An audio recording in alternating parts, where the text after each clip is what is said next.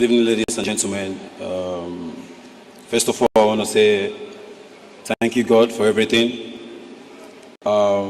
Special thanks goes to Mr. Emmanuel Amunike. Without him, I don't think I will be standing in front of you guys. I don't think I'll be standing in front of you guys holding one of the most prestigious awards in world football. It's a dream come true for me. I want to thank everyone that have seen me through life's journey in achieving my dreams, in achieving my goals. I appreciate Nigerians for their support. I appreciate Africa for putting me on the map, for encouraging me, for defending me, regardless of my shortcomings. Thank you so much.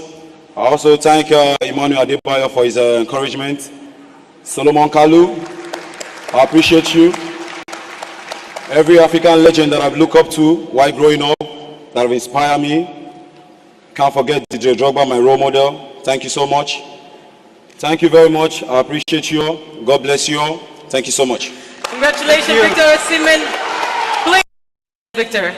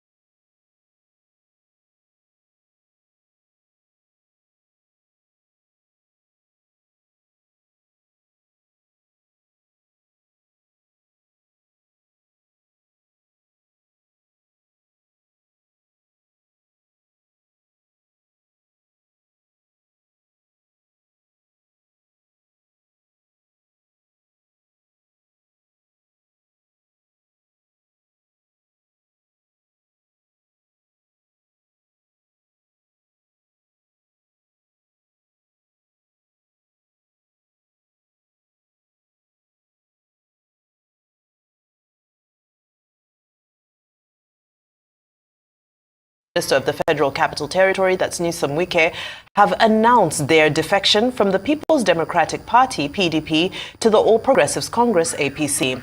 Now, the lawmakers loyal to Wike, the immediate past governor of River State, announced their defection on the floor of the House during a sitting on Monday. Our rights correspondent Andy Omanu is standing by to give us an update on the political crisis in the state. Good afternoon, Andy. A very warm welcome to Newsday. Quite a shocker for many to wake up to today. Can you give us a bit of insight into the events that have transpired in River State this morning? Oh, thank you so much. Good afternoon.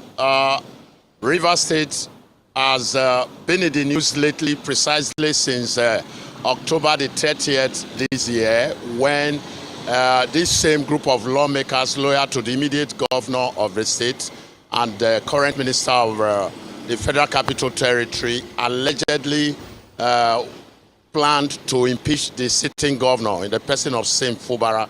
And since then, the political crisis in River State has happened in what we call a theater in an episodic manner. And this morning, we woke up to the news that 27 of them, in the wee hour of this morning, find their way into the hallowed chambers of the State House of Assembly complex.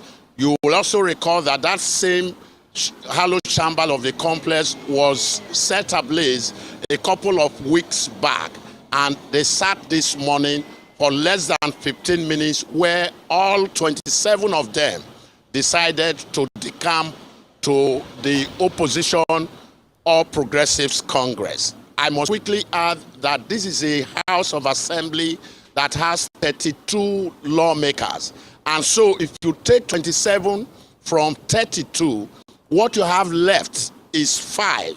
And even that 5, the entire 5 are not following the incumbent governor. It is only 4 of them that are following, because 1 is a Labour Party legislator. And so that is the situation we have at hand right now. And it will be very, very appropriate to say that there is an uneasy political calm in Port Harcourt, the River State capital, as we speak, because everybody, especially those who don't have their finger in the political happening in this state, are watching to see what is going to happen next. As I speak with you, the governor is having a state executive council meeting in Government House, and I want to believe that this defection by the 27 lawmakers that used to be in PDP to the APC will be on the top agenda of that discussion. And so that is where we are now. We are trying to track who and who we needed to talk with. First of all, we want to meet with the acting chairman of the PDP to find out his perspective about what has transpired today. What is going to be in it for his party? Is he going to move like the 27 lawmakers who have all of a sudden jumped ship to the opposition political party, the APC? And so this is where we are.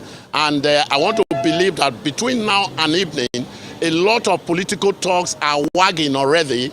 A lot of permutations are on. People are saying a lot is going to happen between now and weekend. But we are waiting to see how the political pendulum will swing. With the movement of these 27 lawmakers having moved, are we going to have other movement of other political heavyweights in the PDP in River State to probably the opposition or Progressives Congress?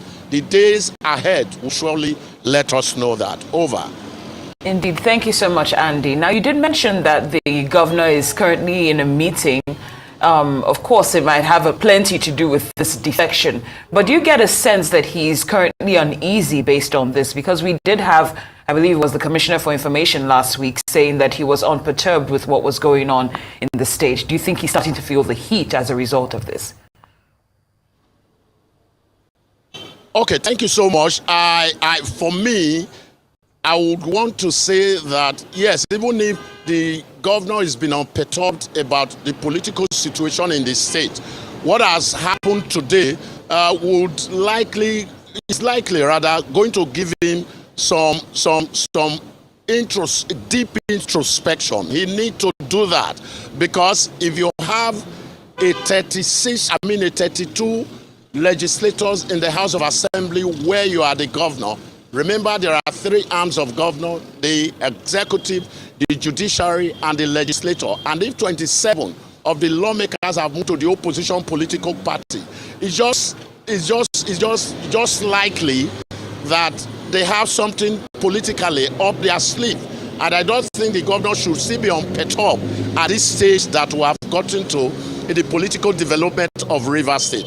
He must be conscious of what he wants to do, because if he has not killed his lions before now, I think this is a time to do it, because the lawmakers those who have moved today seems not to be backing down, because people are already very worried that how come that there is a court injunction saying no lawmaker should move into the hallowed chambers of the State House of Assembly to conduct any proceeding. We've had it. Today's zone makes it the second or the third time that this group of legislators have had an easy access into the hallowed chambers of the House of Assembly complex. And so I want to believe that the governor should, I don't want to say he should wake up.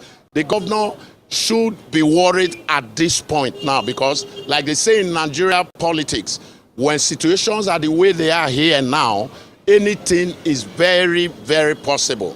But of course, they say when two elephants fight, it is the grass that suffers, because since this political crisis started, there's been no legislative business at all.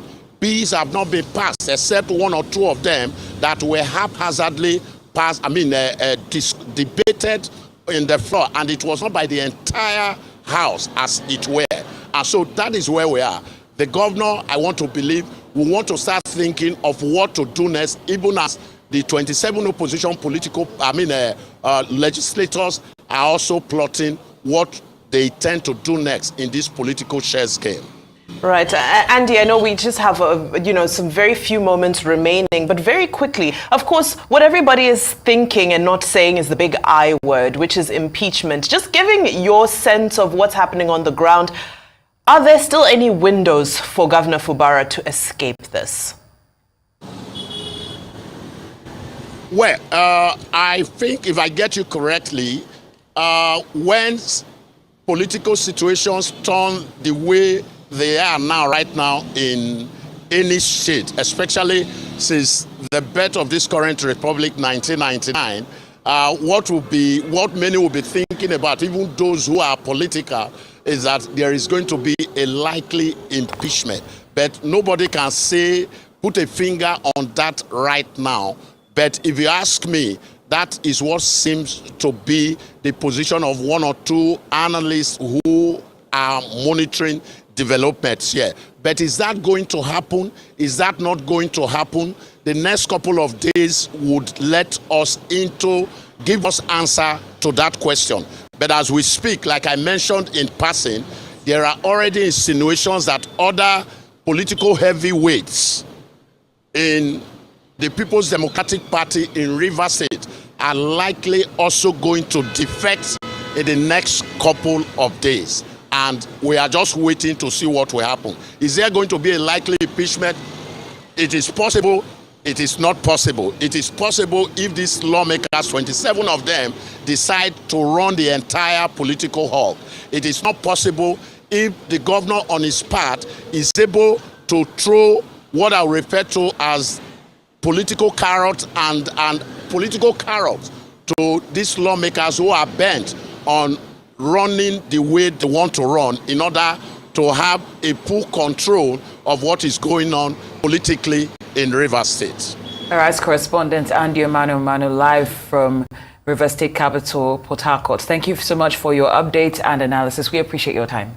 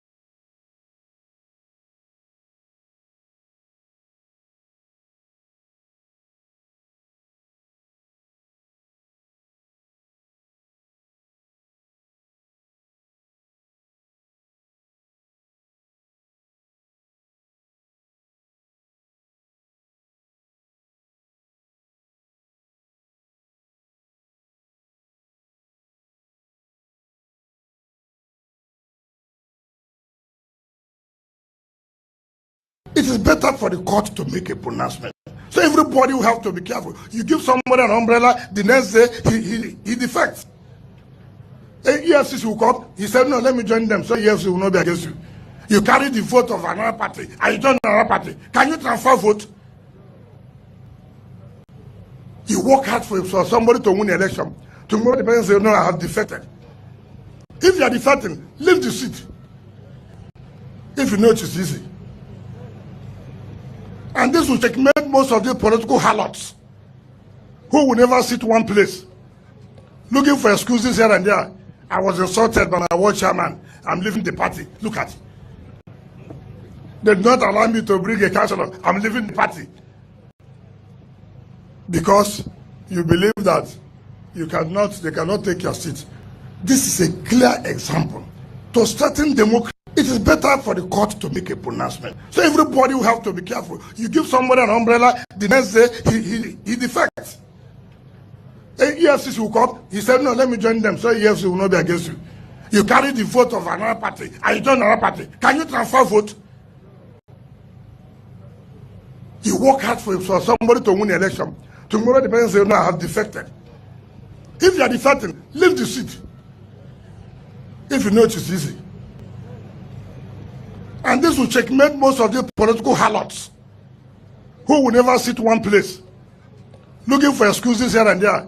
I was insulted by my ward chairman. I'm leaving the party. Look at it. They did not allow me to bring a councillor. I'm leaving the party.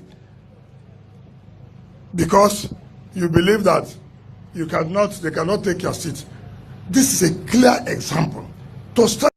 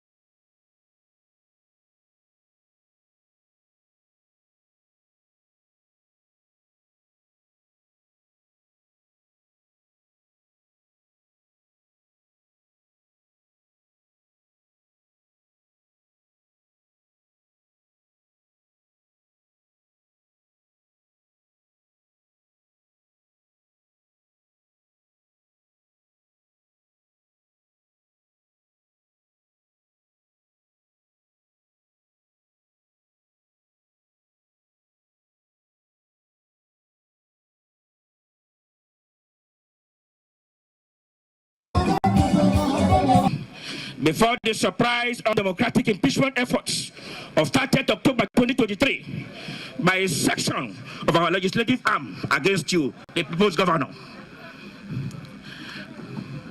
This undemocratic act is and was highly resisted and condemned by the Rivers electorate, and we are in absolute solidarity with you. You kept asking, what offense have I committed to warrant my impeachment? And to this day, no answer has been provided. And we are still waiting endlessly because you haven't committed any offense that warrants impeachment.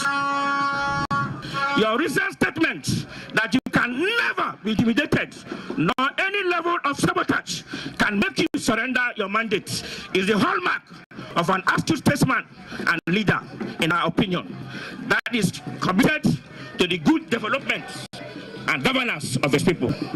We also encourage and congratulate our brother, son, your reliable and indefatigable ally, Right Honorable Edison Ogelenya, the Speaker, Rivers State House of Assembly, as a true son of Arash that we know very well. You can be rest assured that he will assist you, the People's Governor, to steer the ship of President Bola Ahmed Tinubu's Renew Hope agenda in our state peacefully. We also condemn in its entirety the attempted attack on the life of our son, Right Honorable Edison Ogelenya at his residence on the 19th of November 2023. We are tempted to believe that the reason for this attack was because of his support for you. I was face of APC in Ahuda West, but today, by the grace of God, by the will of God, by the directive of the Holy Spirit, we, APC, and here present is 10 APC ward chairmen. We also have here a considerable number of AJ ward ESCOs. I also have, just yesterday evening, about 10 leaders whispered to me that they want to join us. We are here to support the God-chosen governor of Rivers State, Semelai Fubara. God has placed Fubara there, and that is why we are here. We are going to support him as the governor of Rivers State to deliver that mandate that God has given to him for the people of Rivers State, and specifically for the people of Ahuda West, in Jesus' name. Second factor, I'm not going to take your time, but I must express why we are here, why we made the decision we made to support Sim Fubara, to stand by him. Secondly, Sim Fubara had decided to endorse an elder son as the Speaker of the Rivers State House of Assembly. Right Honorable Edison here to express the gratitude of our Speaker, Right Honorable Edison Ogelenya, Distinguished Service Star of Rivers State. His gratitude that over 5,000 decampees from various political parties are now here to show support for the God-choosing governor of Rivers State. Ama Opus Senebo, Sir Simini Alai Joseph Fubara, Grand Service Star of Rivers State. the Speaker of the 10th Assembly, Right Honorable Edison Ehe, he has said I should greet you and tell you that at the appropriate time he will come to speak to his maternal people. He is Econo Ahuda West.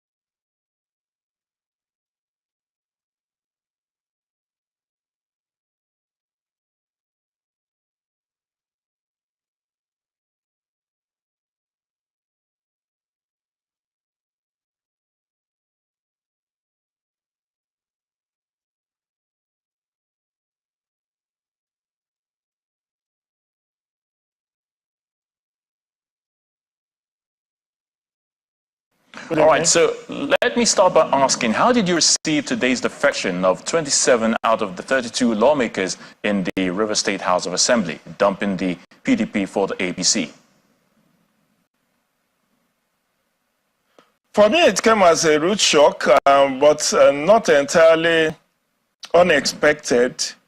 Why it was shocking was because I thought with the president's intervention some weeks back, the two warring factions will have sheathed their sword and allow peace to reign. But as one of the earlier commentators said on ground in Port Harcourt, the fact that APC last week or thereabouts dissolved its River State State Working Committee was a prelude to what we saw today, in which case they knew, they had it in the offing that these lawmakers were going to come. And so they've dissolved the State Executive Council and believing that these people will be accommodated in the new executive that will be put in place in days to come. But this is just going to allow the crisis to fester, given the fact that as it is now, we are having a lot of monumental losses. I don't know how the governor of the state intends to present his 2024 appropriation bill of 800 billion. Will he present it to the 4 lawmakers who are left? Because now 27 has defected, 1 has died, and so the faction has only 4 lawmakers with them. So will it be proper, and can you say lawmakers, 4 lawmakers can legislate for the state out of 32? So that's the conundrum. And for those who are saying the seats have been declared vacant, it's only the Speaker of the State House of Assembly, according to Section 109, subsection 2 of the Constitution of the Federal Republic of Nigeria, 1999, as altered. It's only the State Speaker, the State Assembly Speaker, that can write officially to INEC to declare those seats vacant. Will the Ehie faction, constituting just 4 people, be in a position to write the INEC chairman to declare these seats vacant? So it's thrown more questions than answers, but I think this is something that leaders of thought in Rivers State should mediate and allow sleeping dogs to lie. I mean, yes, on Wike, the godfather of Rivers politics as of today, said the rift is as a result of the political structure that the governor wants to hijack. So if it takes the mediation of elders, both partisan and non-partisan elders of Rivers State, something should be done quickly before we start losing lives in Permit me to come in there. Of course, the River State, we know that the House of Assembly has a long history of political crisis, but some observers think this is coming in too early in the administration of Governor Siminalayi Fubara. Do you think so? Do you share this thought? Very well. I mean, there's no two-way about it. This is an administration that is barely 6 months old, and you are already in a crisis situation like this. So it portends ill wind that blows no good for an administration in its infancy to have this kind of political crisis on its plate. Like I said, it's going to impact on governance. Already, the arson that took place on the State House of Assembly will cost perhaps billions of naira to fix. Recall that on the 30th of October, the dawn of 30th, the State House of Assembly was set on fire by unknown arsonists. So that is already an economic loss. And then you have scenario where there have been allegation of assassination attempt on the Ehie's group, the Speaker of the four-member group. And we don't know what fallout will come in the days to come unless this is quickly checkmated. Then we now have the security agencies allegedly taking sides, and that is not good for the image of the Nigerian police. So the bottom line is that I will still make appeal to leaders of thought, both in APC and PDP, to quell this fire before it consumes lives. Yes, properties have been lost, time has been lost, but more importantly, it's impacting negatively on governance in the state. Oh, definitely. So it's too early in the day to have this kind of crisis on your hand. All right, Mr. Gideon, geopolitical affairs analyst, we thank you for your thoughts on the news at 10.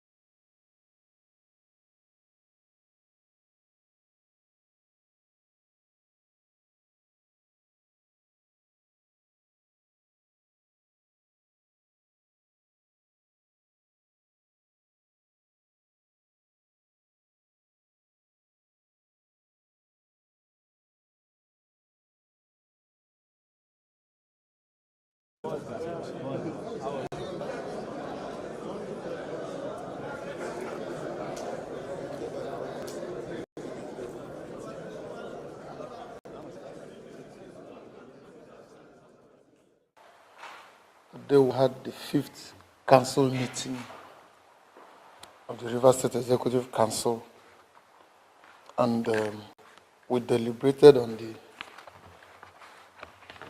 medium-term expenditure framework, which is usually a precursor to discussing the budget.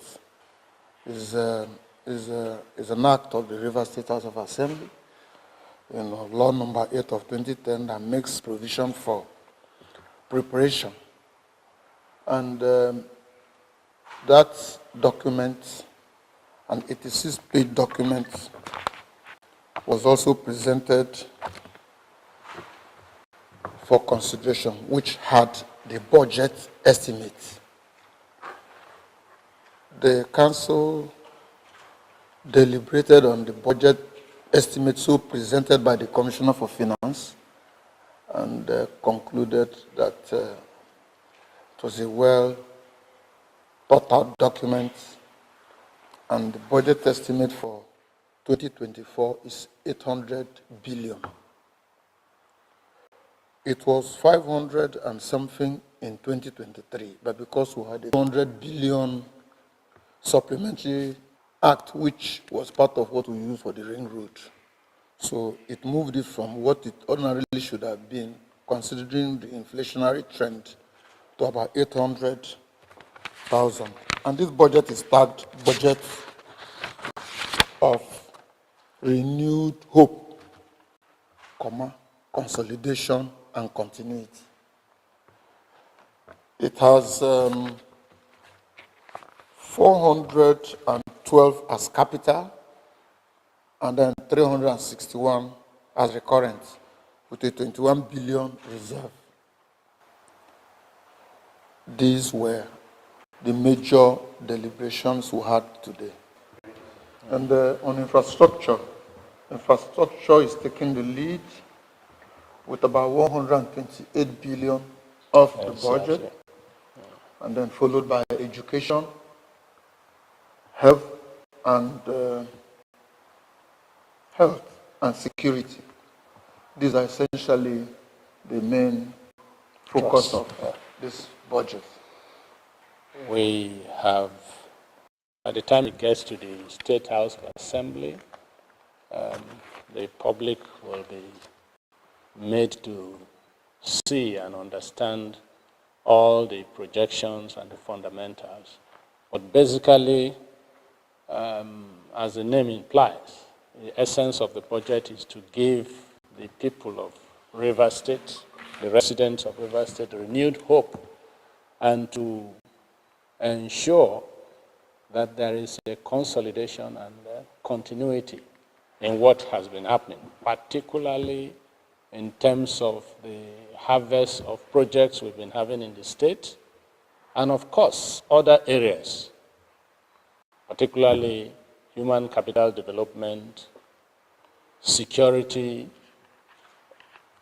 investment drive in the state, and so on and so forth, ease of doing business, etc.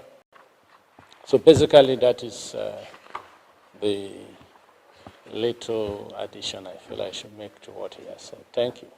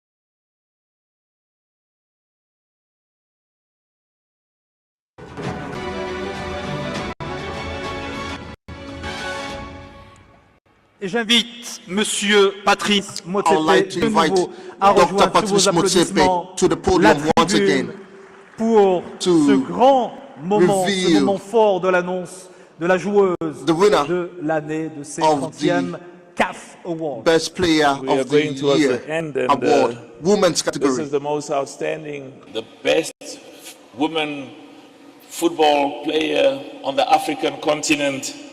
She's from the beautiful, beautiful country. You know, I can't see anyone. Asisat Oshuala. Asisat Oshuala, Best Woman Player of the Year from Nigeria. Congratulations once again. Yes, can we please give her a big round of applause as she's coming up on stage to receive her trophy. She's dressed in her country's colors, the green and white. Congratulations. Asisat Oshuala, joueuse africaine de Asisat l'année, Oshuala, qui reçoit son Women's trophée des Player mains de of the Monsieur Year, le Président. who just received the trophy from President Patrice Motsepe. Good evening, everyone. I'm sorry, I'm nervous. This night, I would love to use this opportunity to thank everyone who's been part of my journey, from grassroots football to national level to club side. Because without you, my coaches, my teammates, there will be no me. Football is a team sport, it's a team game. And I will urge all the federations in Africa to please come together. Let's work together and build our continent. Let's make it the best in the world. It is very, very possible. It happened the last World Cup, the Men's World Cup. We saw what happened. We shocked the world. And the last World Cup, all the national team from Africa that represented Africa in Australia, we made history. And I believe before the next World Cup, we can get better. We can do better. And we can win it for sure. Because at the end of the day, if we don't support ourselves, nobody will come down to Africa. Nobody will come to this continent to support us. We have to work together as a team because football is a team sport. Let's start at home and go to the world and conquer it. Thank you very much, and God bless everyone.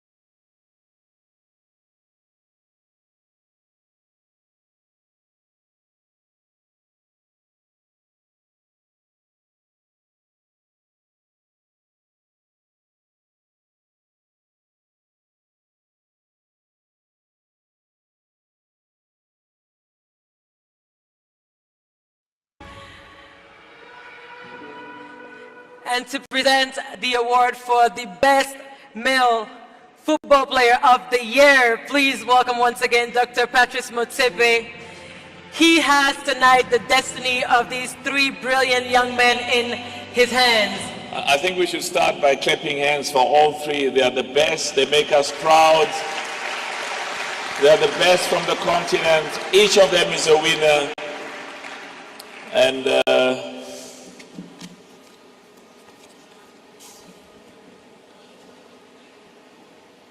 the player of the year for 2023, the most in terms of the votes that has been cast, is also from the beautiful country, Victor Osimen. Congratulations to Victor Osimen, big winner of this year, Player of the Year in the men's category at the 2023 CAF Awards. An exceptional season, a very well-deserved award. Please, Dr. Musebe, please do not leave. We're going to take a bigger picture, please. Victor, let's immortalize this moment, please. Congratulations, and we want to... Stay with us, stay with us. Stay with us just for a group picture, family picture. Yes, Victor. Good evening, ladies and gentlemen. First of all, I want to say thank you, God, for everything. Special thanks goes to Mr. Emmanuel Amunike. Without him, I don't think I'll be standing in front of you guys. I don't think I'll be standing in front of you guys holding one of the most prestigious awards in world football. It's a dream come true for me. I want to thank everyone that has seen me through life's journey in achieving my dreams, in achieving my goals. I appreciate Nigerians for their support. I appreciate Africa for putting me on the map, for encouraging me, for defending me, regardless of my shortcomings. Thank you so much. I also thank Emmanuel Adebayo for his encouragement. Solomon Kalu, I appreciate you. Every African legend that I've looked up to while growing up, that have inspired me. Can't forget DJ Drogba, my role model. Thank you so much.